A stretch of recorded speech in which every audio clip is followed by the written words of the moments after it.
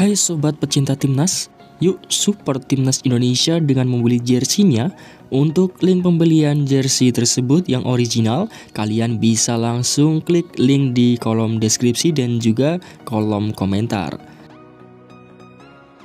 Hai sobat Bal News, sekedar informasi, kami admin sedang membuat grup Telegram yang nantinya berisikan link live streaming pertandingan, baik itu pertandingan sepak bola timnas Indonesia maupun pertandingan badminton timnas Indonesia, dan juga ada link live streaming pertandingan yang lainnya. Jadi jika kalian yang berminat bisa langsung join grup kami, yaitu grup Telegram. Untuk linknya sudah kami sertakan di kolom deskripsi dan juga ada di kolom komentar. Semoga bermanfaat dan selamat menyaksikan. Halo sobat football lovers, kembali lagi di channel Bal News. Nah, kali ini Bal News akan membahas berita mengenai timnas Indonesia pada hari ini, part yang pertama. Namun sebelum kita masuk ke videonya, jika kalian yang belum subscribe channel ini, bisa langsung di subscribe dan nyalakan loncengnya agar kalian tidak ketinggalan video terbaru dari kami. Baiklah, langsung saja kita masuk ke berita pertama. Mengejutkan, Elkan Bagot tidak akan ikut TC timnas Indonesia untuk Piala AFF. Mengapa seperti itu? Inilah alasannya. Media Inggris Can Online menyatakan Elkan Bagot tidak akan ikut TC timnas Indonesia untuk Piala AFF. Elkan Bagot masih dalam proses lobby untuk tampil di Piala AFF bersama timnas Indonesia. Bek setinggi 194 cm itu jadi salah satu dari 28 pemain yang dipanggil timnas Indonesia untuk TC persiapan Piala AFF. Dalam proses lobby, pelatih timnas Indonesia Sintayong datang langsung ke Inggris untuk menghadap klub Elkan Bagot, Gillingham FC. Melalui Instagram pribadinya, Sintayong menjelaskan agendanya selama berada di Inggris. Pada hari yang sama, Gillingham FC bertandang ke Broadfield Stadium, kandang Crawley Town dalam lanjutan Liga 2. Sayangnya, Elkan Bagot tidak bermain dalam laga tersebut. Gillingham FC menahan imbang Crawley Town dengan skor 0-0. Pelatih Gillingham Neil Harris buka suara mengenai pertemuan itu. Menurutnya, untuk melepas Elkan Bagot tidak hanya keputusan dari Gillingham FC, tetapi juga dari Ipswich Town sebagai klub induk Elkan Bagot. Ipswich Town punya agenda padat sepanjang 2 Desember 2022, termasuk tampil di ajang Piala Liga Inggris melawan Wolves pada 20 Desember mendatang. Selanjutnya di Liga 2 Inggris ada dua laga lain, yaitu Gloucester United dan Sutton United, dan 3 pertandingan di bulan Januari tahun depan. Sementara laga perdana timnas Indonesia dimulai pada 23 Desember saat menjamu Kamboja pada 23 Desember mendatang. Untuk itu, media Inggris Can Online melihat Elkan Bagot tidak akan bisa mengikuti TC timnas Indonesia yang digelar pada 28 November hingga 23 Desember. Meski begitu, masih ada peluang Elkan tampil di Piala AFF. Lalu bagaimanakah pendapat kalian? Silahkan tulis di kolom komentar. Lanjut berita kedua. Witan gabung TC timnas 4 Desember, Egy Maulana Fikri akan menyusul.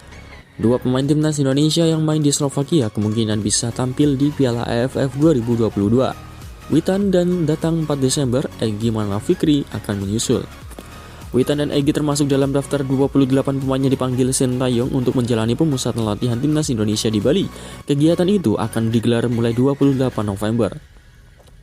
Witan tercatat sebagai pemain Rensin, sementara Egy adalah anggota Vion Zlatimor FC. Direktur Teknik PSSI Indra Safri mengindikasikan keduanya tak akan dihalangi klubnya masing-masing. Pemanggilan pemain yang berkarir di luar negeri, terutama di Eropa, memang menjadi isu.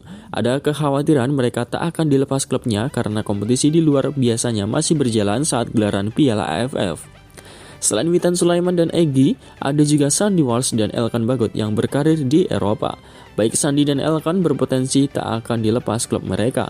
Makanya pelatih timnas Indonesia Sintayong menyempatkan menghampiri Elkan Bagot ke Inggris. Pelatih asal Korea Selatan itu juga datang ke Belgia untuk bernegosiasi dengan klub Sandy. Lalu bagaimanakah pendapat kalian? Silahkan tulis di kolom komentar. Lanjut berita ketiga. Timnas Indonesia U20 beri sinyal berbahaya ke Turki U20. Timnas Indonesia U20 sukses meraih kemenangan saat laga uji coba melawan Çanakkalespor dengan skor 2-1 di lapangan Kaminski Hotel Football Antalya, Turki. Gol skuad Garuda Nusantara pada laga ini dicetak oleh Ginanjar Wahyu dan Ricky Pratama. Kemenangan ini menjadi modal penting karena mereka akan melawan timnas U20 Turki.